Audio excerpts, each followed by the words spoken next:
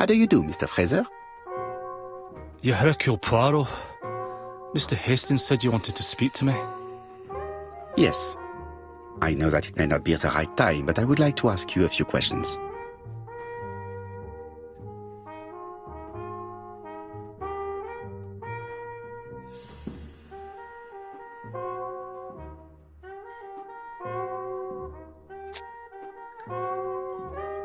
This man looks suspicious.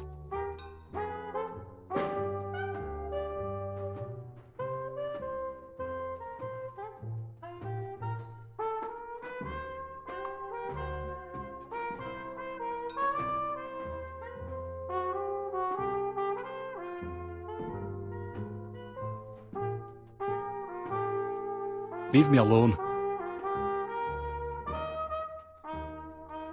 Donald Fraser is in a terrible state, as if he hadn't slept all night. And he's drinking White Horse. Leave me alone.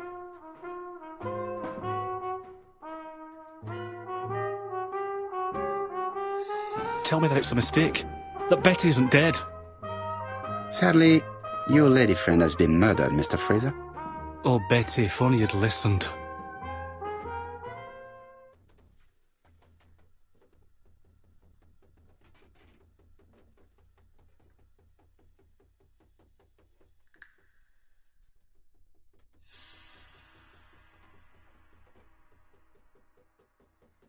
If she had listened to you, she would still be alive.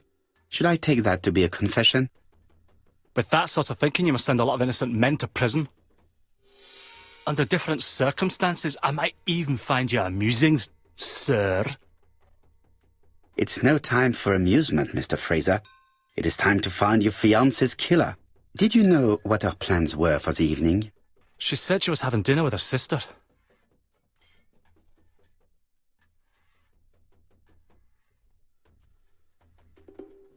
Yet, Megan only returned to Bexhill this morning, Mr. Fraser. I didn't know. Right. May I ask you what you were doing yesterday evening? I spent the evening working. Your colleagues can confirm this? No, I often take work home with me.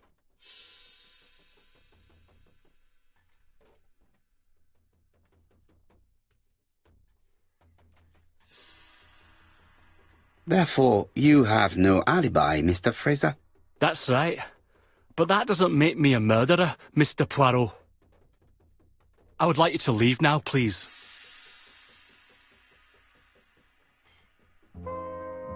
Ah, I knew I'd find you here, Poirot.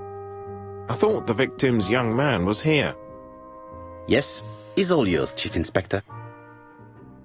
Let us now try and get our brain cells to work.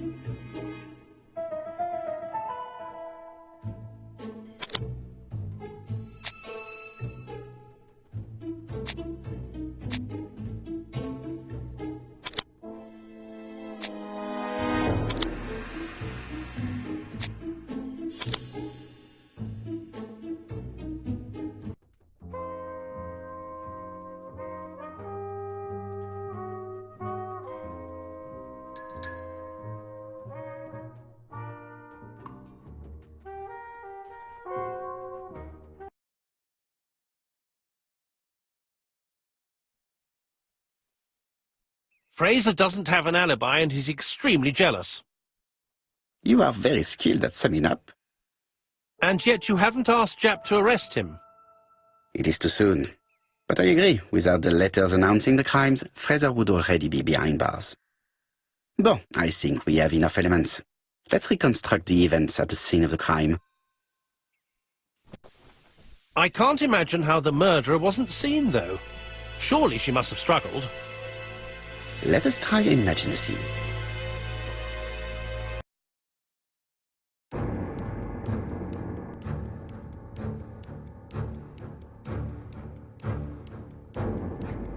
The killer and the victim are walking on the beach. Miss Betty has a bag, a belt around her waist, and carries her shoes in her hand. Both of them walk slowly to hut number 5.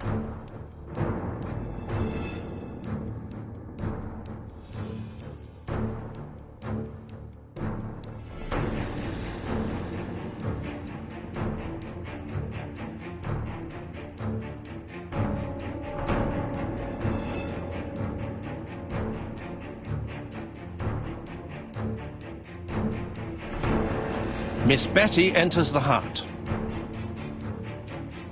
No. It wasn't hut number 5. Let us think again, mon cher.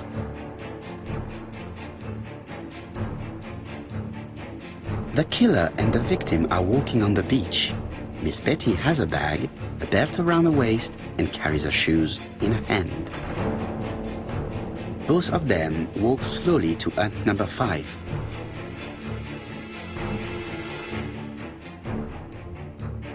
Both of them walk slowly to hut number 6.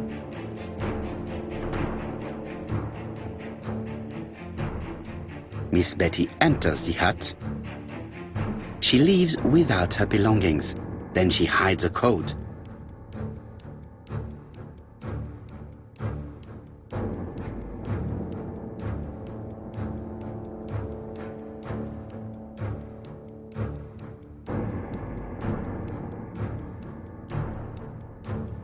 They keep walking. Then she removes her belt. The murderer moves behind her and then attacks her by surprise. The body falls, lifeless, on the sand. Everything appears to match the crime scene, mon cher Hastings. That is exactly what happened.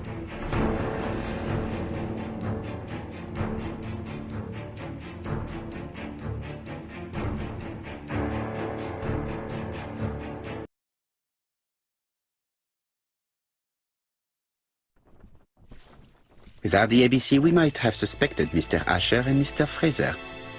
But by timing his crimes, the murderer is making sure he's accused. In a way, it is very generous of him. Generous? The murderer seduced Betty in order to lure her to the beach and kill her. Indeed, the young woman was certainly careless, but not stupid enough to follow a stranger. What are you planning to do, Poirot? Return to London, mon cher Hastings.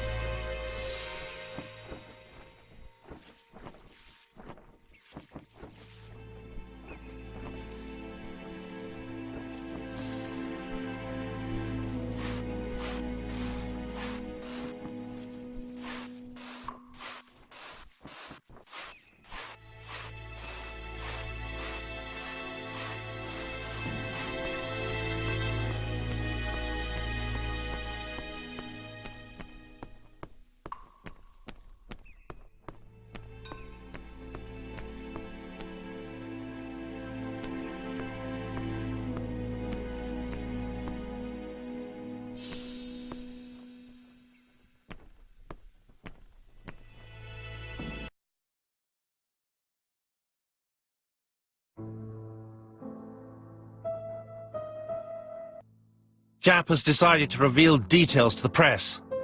The alphabet murder is now famous. It is not a bad idea. The more people who know, the greater our chances of finding out something of interest. Poirot, I have a bad feeling.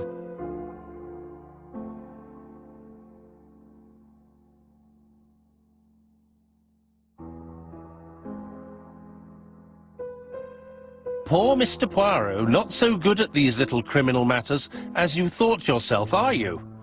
Rather past your prime, perhaps. Let us see if you can do any better this time. This time, it's an easy one.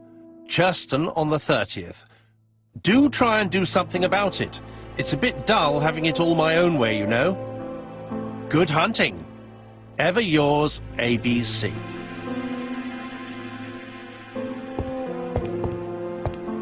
Good hunting. Did you hear that, Poirot? The murderer seems to be taking it all as a game, a challenge.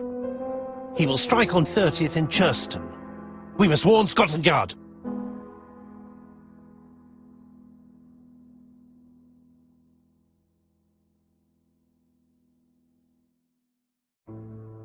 By the way, Hastings, what day is it?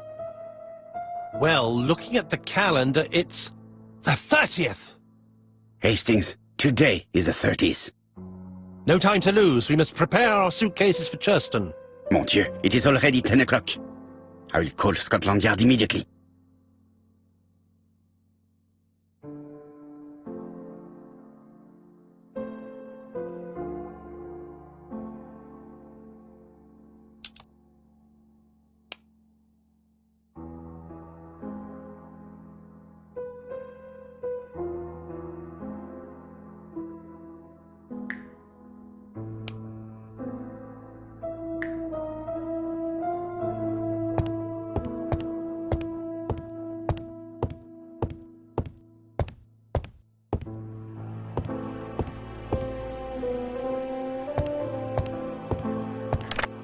Hello, chap. We received a new letter from ABC in the 10 o'clock post. Where and when? In Churston. Today. Today? I'll inform the population immediately. I'll check the train times. Call me back.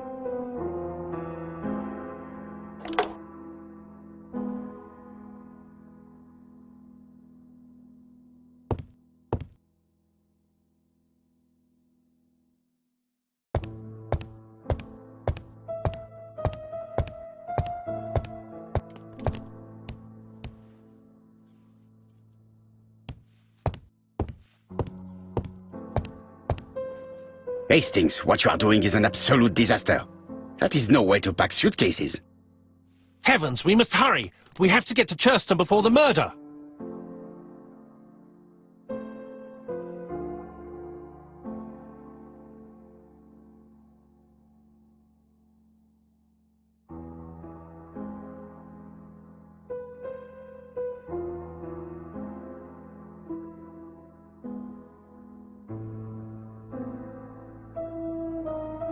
Hastings, order and method are always necessary, regardless of the circumstances. Okay. I'll let you pack them. All the same, it really is a disgrace to leave your belongings in such a mess.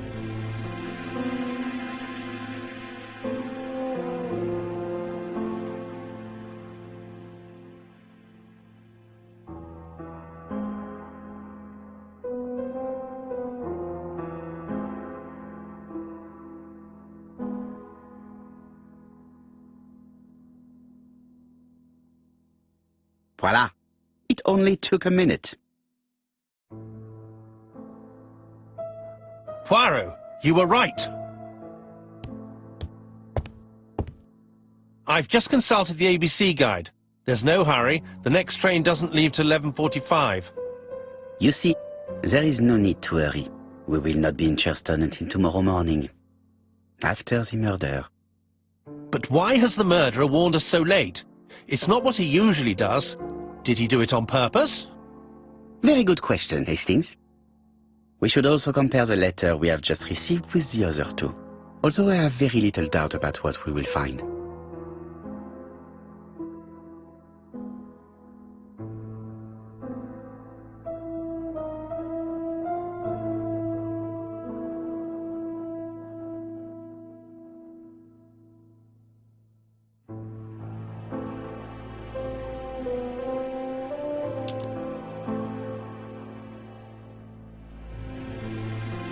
Poor Mr. Poirot. Not so good at these little criminal matters as you thought yourself, are you? Rather past your prime, perhaps? Let us see if you can do any better this time. This time it is an easy one. Just on the 30th. Do try and do something about it. It is a bit dull having it all my own way, you know. Good hunting. Ever yours, ABC.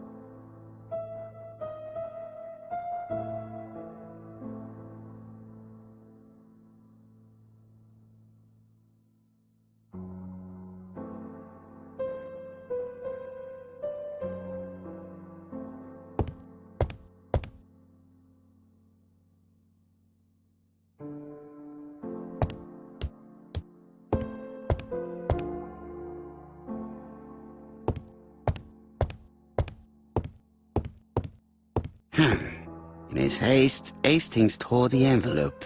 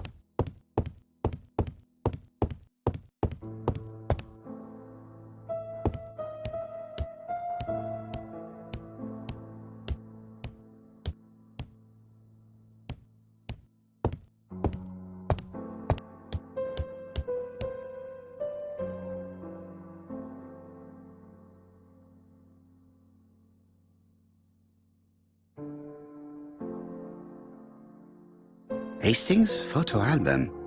He is very proud of his bag.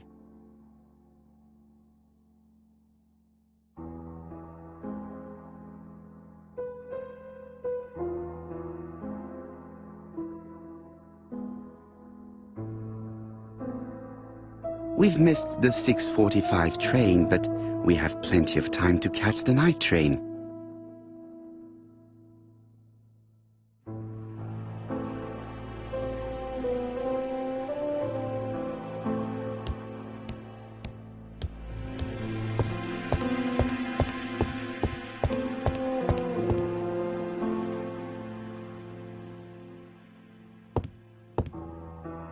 Right, let us compare this new letter with the second one. Let us examine this more closely.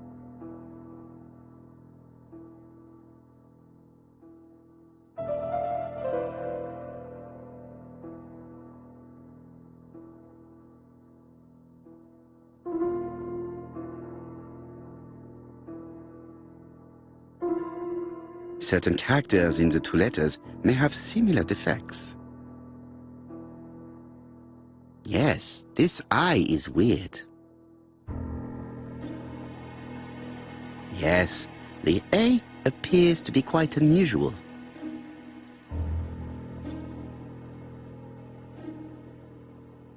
Let us examine the characters in this word.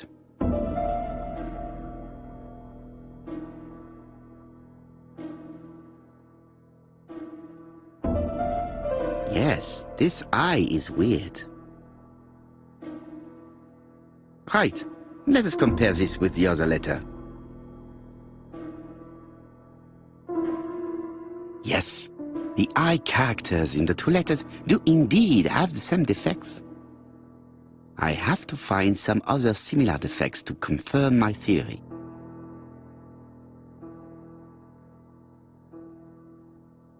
Yes, the A appears to be quite unusual.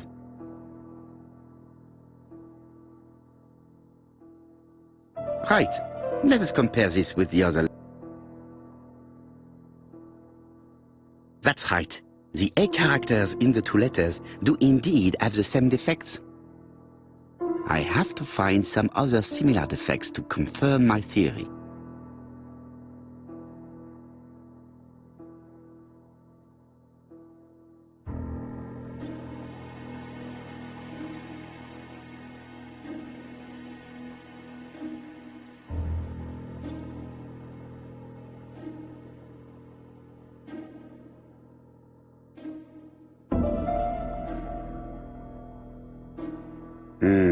The W is not printed properly. Right, let us compare.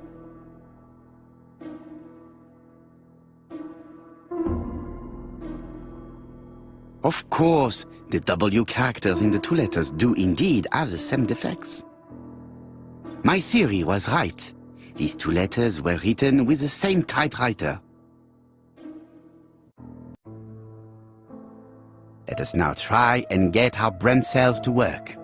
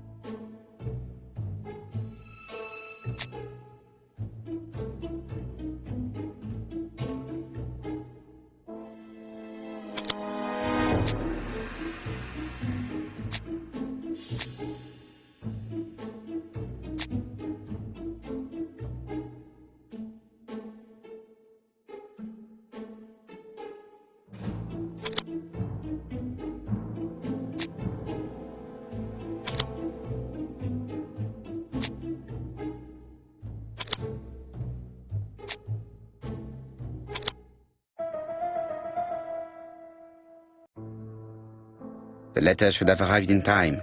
The postmark shows that it was sent 3 days ago. However, our man made a mistake in the address, which explains the delay. All the same, the post office took their time correcting the error. Come on, Poirot. Your address is not quite as well known as that of Scotland Yard. Poirot, the telephone. It must be Jap.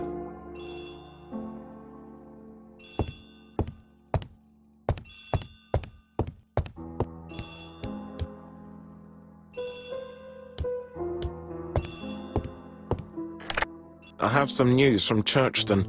Bad news, I'm afraid. Sir Carmichael Clark was murdered while out on his evening walk. Sir Carmichael Clark. The name is familiar to me. He was a famous throat specialist, one of the best in London. A wealthy man, he retired to Combside, a beautiful house by the sea. He collected antiques. Are you going there? Yes, let's meet on the train.